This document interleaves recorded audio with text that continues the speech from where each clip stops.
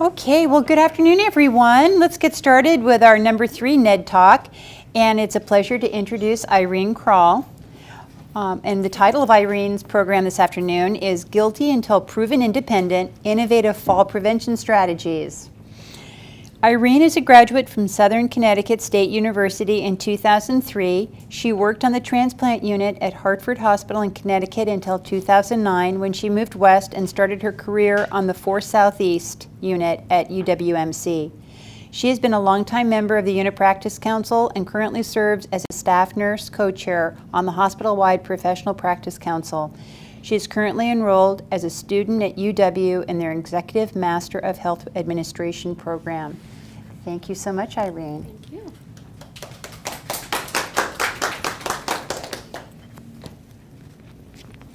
All right, so like Grace said, I'm an RN3 on 7SA, what used to be 4 Southeast. So you'll see a lot of references to 4 Southeast. I put 4 Southeast on here because when this came to fruition, it was still the 4 Southeast Unit Practice Council. So the work I'm representing and talking about today is from our Unit Practice Council, and it's entitled Guilty Until Proven Independent.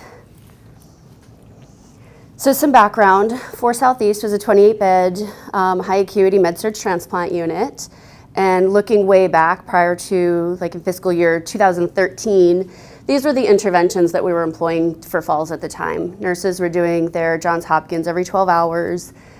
They were hourly rounding. We were using bed alarms for our confused patients. And then aside from that, nurses were using judgment to customize fall interventions like fall mats and that sort of thing. So looking at our data for fiscal year 2013, our falls rates were 2.9 per 1,000 patient days. With harm, we were at 0.95.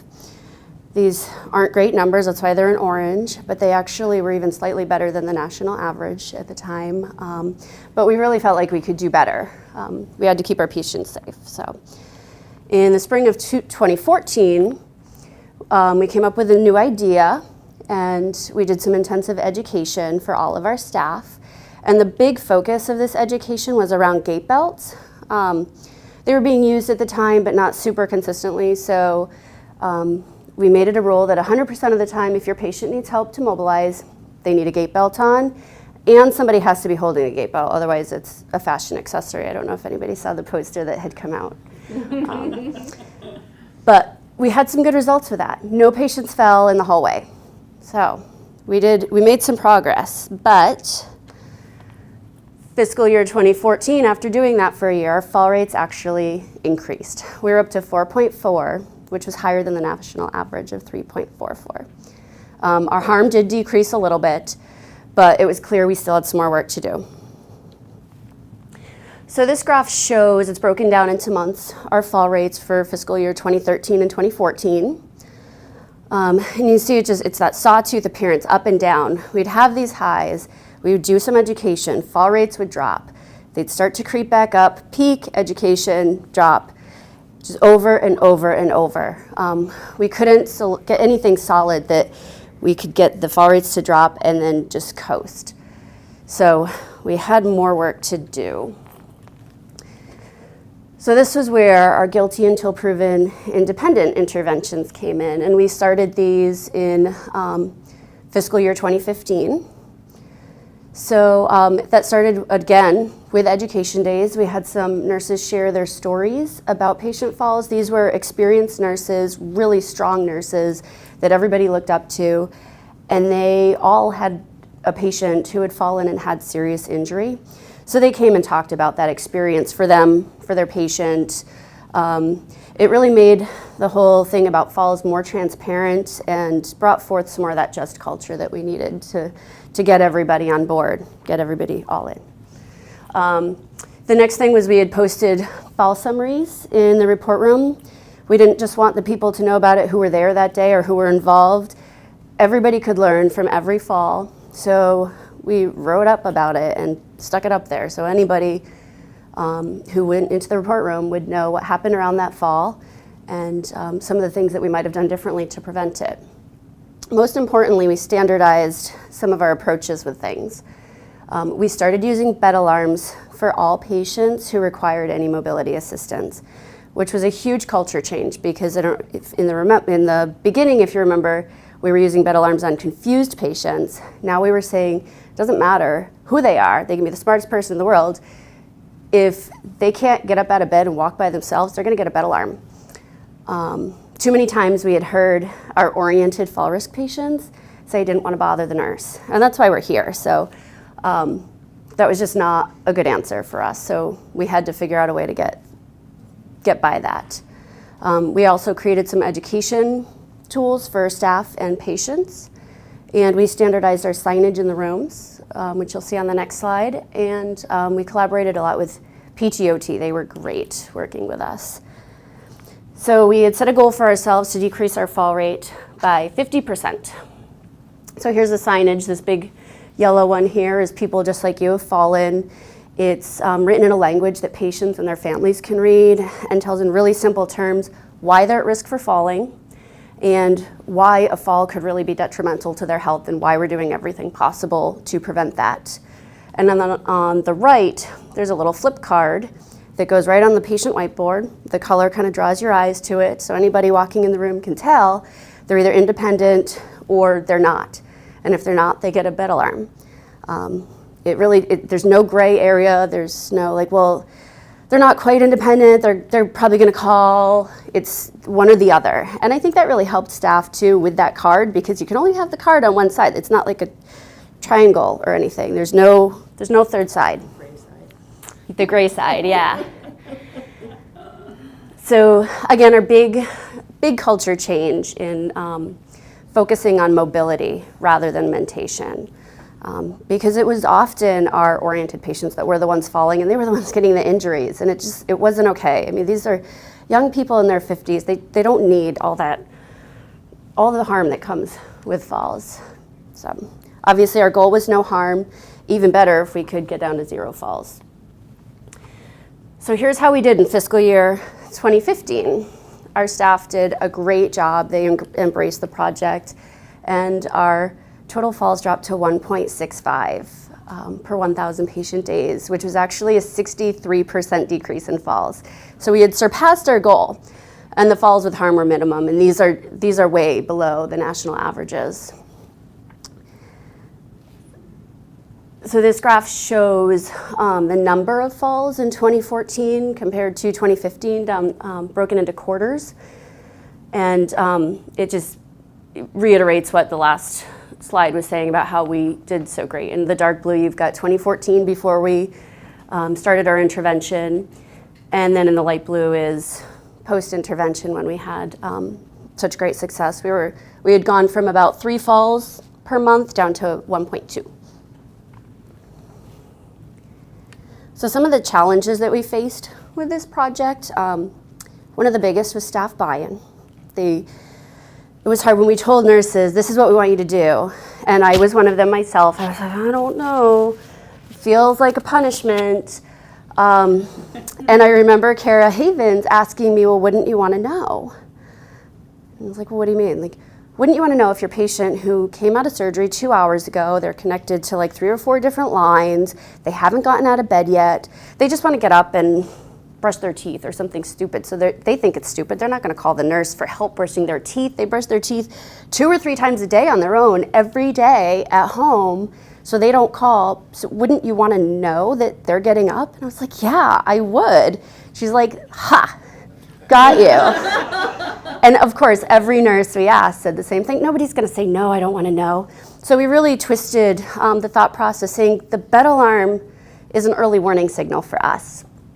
So that really helped change the culture. Fear of alarm fatigue was another one, and that's something we're still working with.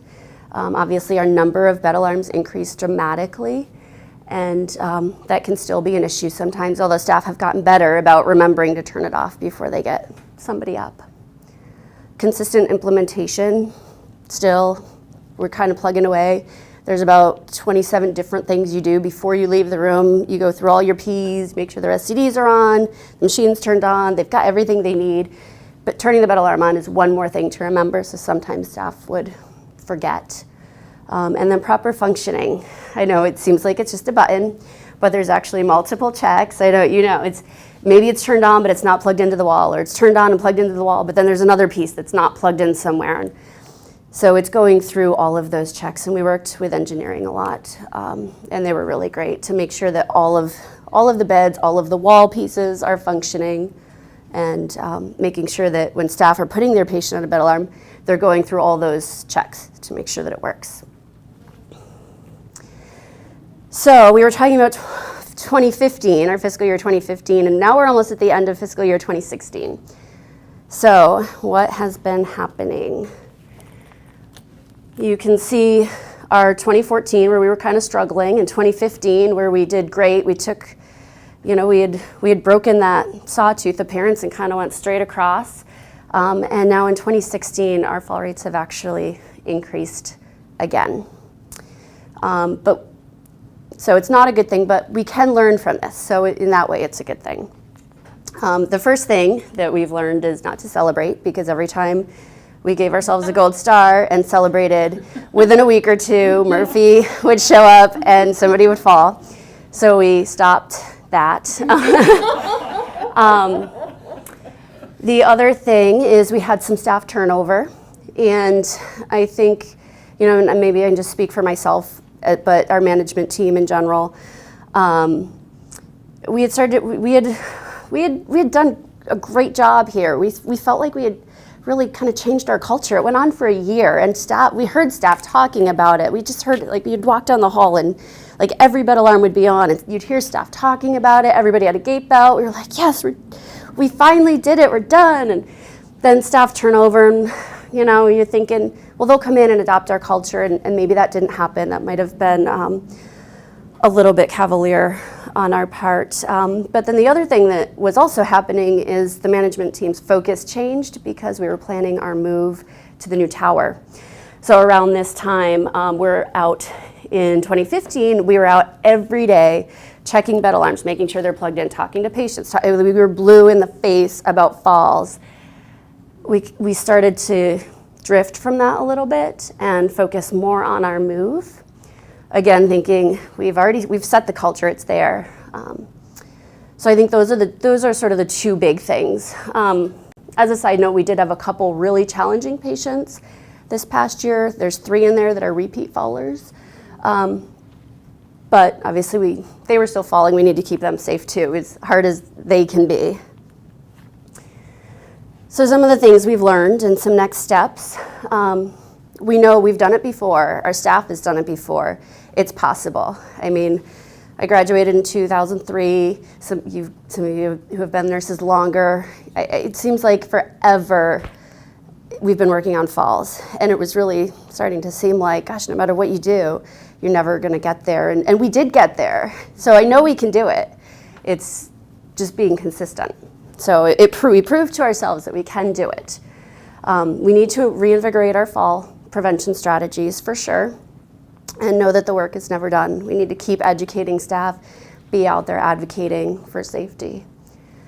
And it takes a whole team. Like Liz was talking about teamwork, it's the same thing here. We all need to be delivering that same message to the patient, not just our nursing staff on the floor, but PT, OT, social work, physicians, leadership, anybody who walks in the room. We all need to be on the same page about those bed alarms. We all need to be vigilant about looking to make sure that our patients are safe. Talking to patients was absolutely critical. It was really uncomfortable at first for a lot of staff members to have that conversation, because these are normal-oriented people who they work, they dress themselves, they toilet themselves, they shower, like they do all these things themselves, so it's really awkward to make that you're treating them like a small child. But we found that when they just tried to do things like turn the bed alarm on and not talk to them, it really did feel more like a punishment. Nurses felt like it was a punishment, patients felt like it was a punishment or a restraint. But when you talk to patients and told them why, you explained why I want to keep you safe. These are the things I'm worried about. You've got this, this, and this. And what if you drop your call light and you can't get to me and you have to go to the bathroom and you're going to have to start getting up? And it's a early warning signal for me, so I can come help you. I want to do everything I can do to keep you safe. Patients can't argue with you on that. I mean, I've had most patients at that point will go back and forth a little bit, and then when I say that, I need to do everything I can to keep you safe. That's why I'm here. They're like, well, I'm not going to win. This one's, you know, what do I say to that? So we actually had a lot of good feedback from patients about our culture of safety. So we also were noticing that most of the falls that are still happening are around toileting. So the Falls Work Group is working on this. I know it's not just us, it's house-wide, probably worldwide, I bet. But it gives us a targeted area to look at and really focus on. And lastly, to never give up. Our patients need us to keep them safe. And it's, you know, I was thinking about it, it's kind of like when we get on an airplane, we're not hoping that the pilot's going to land the plane okay. We're hoping that they don't, you know, lose our luggage or that they come around with snacks, because we assume that the plane's going to land. So much like our patients are coming in here, they're assuming they're going to get out safe. They're not going, oh, I hope they don't harm me in some way. I hope I get better. I hope the food's good this time. I hope I don't lose my phone in the sheets again. So they're coming in, they trust us, they trust our organization. We need to do everything we can to keep them safe. So that is all that I have. Yeah, thank you.